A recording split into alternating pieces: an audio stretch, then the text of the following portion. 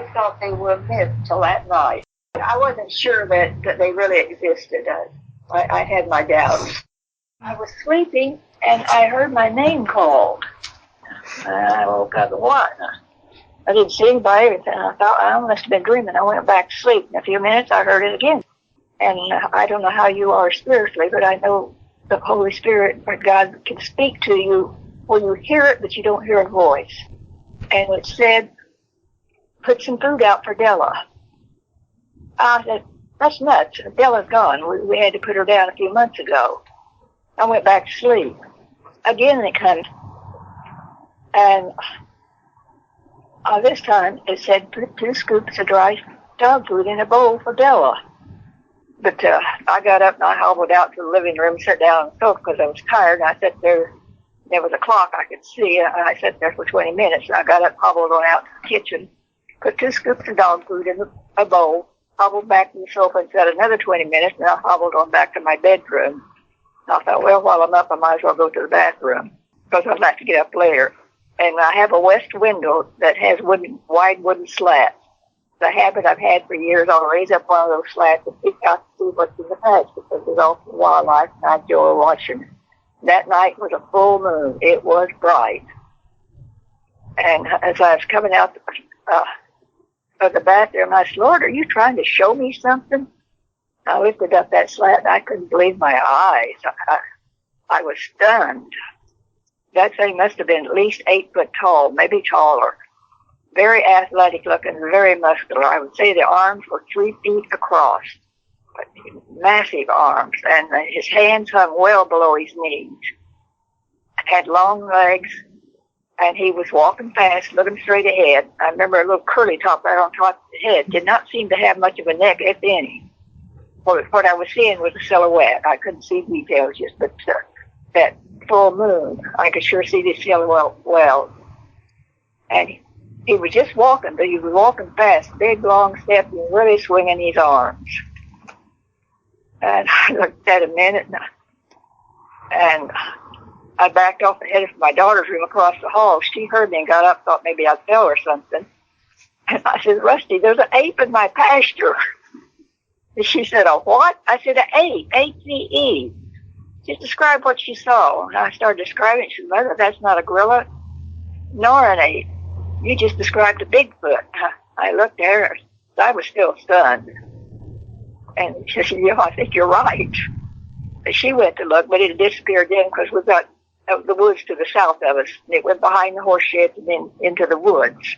Or I assume it went into the woods. It disappeared behind the horse sheds. But I don't readily share the story because most people will think you're lying.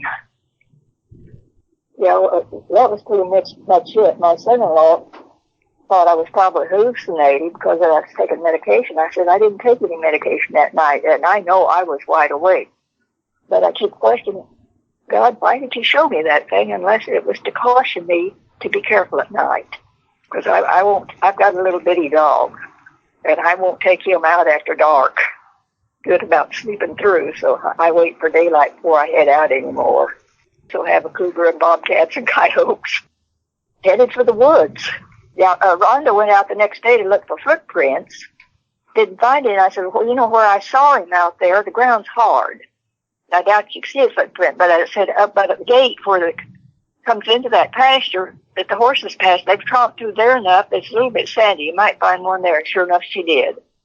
And since then, she's found more tracks. So that convinced me I didn't hallucinate it. I saw it. I knew that I was looking because the lights were all off. There's no way it could have seen me peeking through those shades. I have not, but I'm a sound sleeper, but I think Rhonda has described some of the noises. And she said some nights they shook her trailer house. You know, it was just a black silhouette, but it was a very clear black silhouette. I could tell, you know, they had a coat of hair. And very muscular looking, athletic looking. I could not see any of that. All I saw was a black silhouette. He wasn't running, but he was walking, but his legs were so long, he was taking giant steps. I could even see his toes, but his foot come up pretty high as he was walking, and he was really swinging those arms back and forth. That thing was very much alive. Not that night. He was walking fast, and he was lifting those legs up pretty high. Just saw him for a few seconds as he, passed through that there in the back. She probably pointed out where I saw him. Very athletic, very healthy looking from what I could see on the silhouette. And I would say it was a male because I've read that females have breasts. This one did not. I could tell it was hairy. Don't recall if the wind was really blowing that night, but I could tell it was hairy. I drew a picture of it. I'm somewhat of an amateur artist, but the paper I had was too short to make the legs as long, and I'm going to redraw it and get a bigger piece of paper. When I get the second one done, I'll send it to Rhonda. She can get it to you. But yeah, I had a friend ask me if I could draw it because I never thought about that.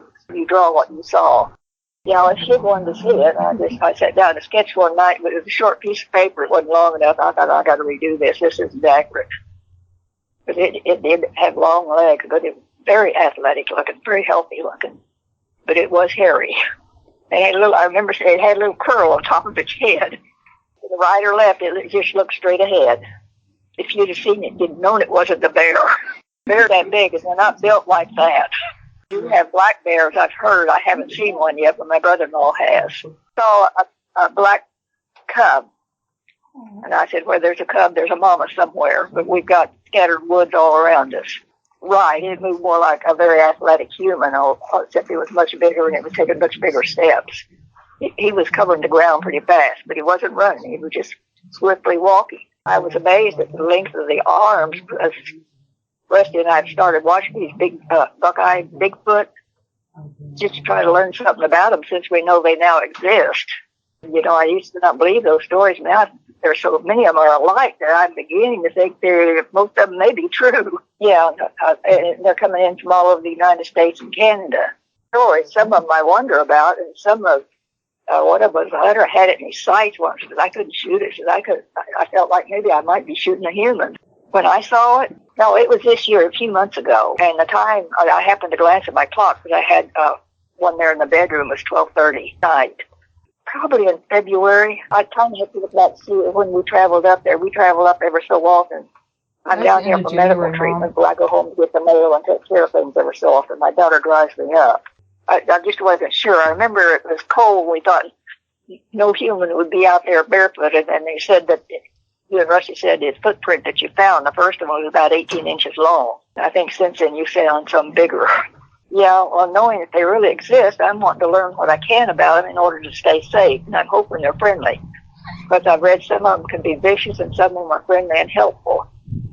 But I was amazed by one lady that called in. I said, first story, I'm not sure if I believe it or not, but she said that she'd been friends with a Bigfoot for 18 years, and they got where they could communicate. And he told her, we have the same creator. Of course, we know that. God made everything.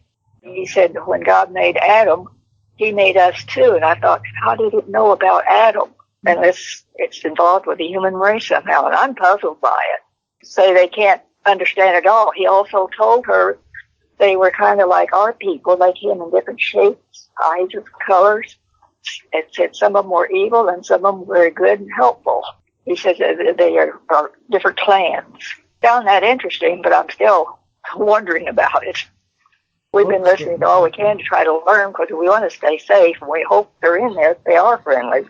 But we don't bother them if they don't bother us. And I don't like to tell a story before it gets out there, hunters come in wanting to kill us, because that will turn them vicious, I would think.